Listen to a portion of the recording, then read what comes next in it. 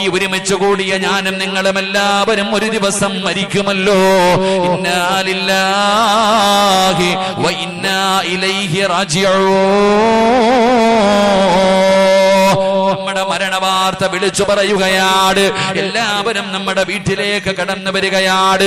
എല്ലാ കുടുംബക്കാരും നാട്ടുകാരും കൂട്ടുകാരും എല്ലാവരും വീട്ടിലേക്ക് കടന്നു വന്നു.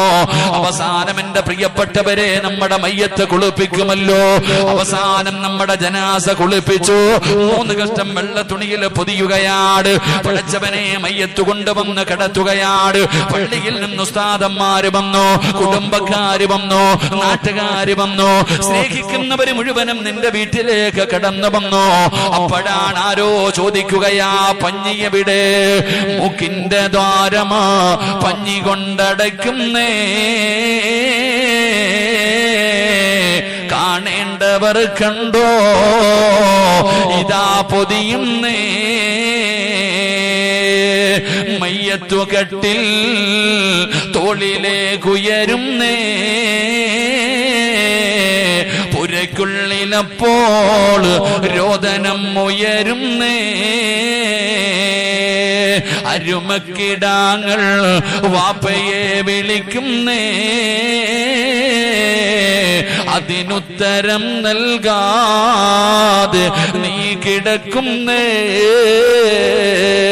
പടച്ചവനെ പഞ്ഞി കിടക്കുകയാ, മൂക്കിന്റെ ദാരത്തില് പഞ്ഞി വെക്കുകയാണ്. അതാ 3 കഷ്ടം വെള്ള തുണിയിൽ നിങ്ങളുടെ ജനാസ പൊതിയുകയാണ്. മാലിക് ദിനാറ് പള്ളിയിൽ നിന്ന് കൊണ്ടുവന്ന മയ്യത്ത് കട്ടില് വീടിന്റെ പുറത്ത് കിടക്കുന്നുണ്ട്. പടച്ചവനെ ആരോ പറയുകയാണ്, ജനങ്ങളൊക്കെ കണ്ടത് മതി പൊതിയാൻ പറയുകയാ. അവിടെന്ന് ജനാസ പൊതിഞ്ഞു. ഈ കൊണ്ടുവച്ചിരിക്കുന്ന മയ്യത്ത് കട്ടിലേക്ക് നിന്റെ ജനാസ എടുത്ത് കിടത്തുകയാണ്. സുബ്ഹാനല്ലാഹ്.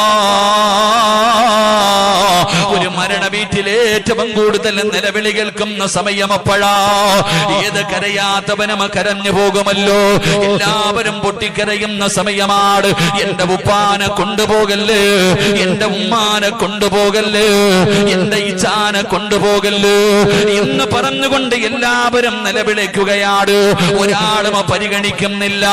ആ മയ്യത്ത് കട്ടിൽ അവിടെന്ന് ചുമക്കുകയാണ്. ആ മയ്യത്ത് കട്ടിൽ നിന്റെ 6 പേര് ചുമലിലേക്ക് കയറ്റുമ്പോ അവിടെ വെച്ച് തീർന്നടോ. ഉമ്മയും നിന്റെ കുടുംബത്തിലെ പെണ്ണുങ്ങളുമായിട്ടുള്ള ബന്ധം അവിടെ നിന്ന് തീരുകയാ. പടച്ചവനെ ഒരുപാട് ജനങ്ങൾ മരണ വീട്ടിൽ വന്നിരുന്നു. പക്ഷേ മയ്യത്തെടുത്ത് കഴിയുമ്പോ വന്നവരെല്ലാവരും മാലിക് ദിനാറ് പള്ളിയിലേക്ക് കടന്നു വരുന്നില്ല. ആ വന്നവരിൽ